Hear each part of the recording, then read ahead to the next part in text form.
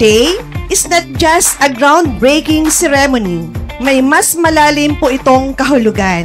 Ngayong araw, sabay-sabay nating sinisimulan ang isang panibagong yugto para sa pag-asenso ng negosyo at kabuhayan ng mga plano.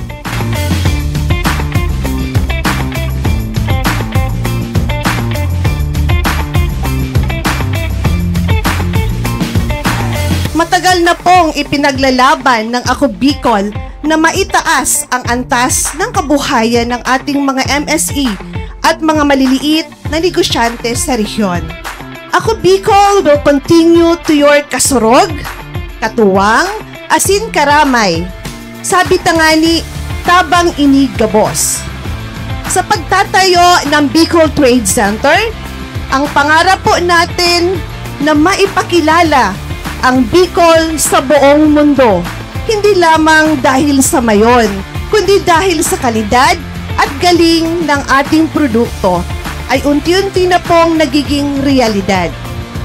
Sa mga kasamahan ko sa Ako Bicol Party List at sa inyong lahat na nariyan sa likod ng proyektong ito, mabuhay ang DTI, mabuhay ang Bicol. Diyos mabalos sa Ilocos.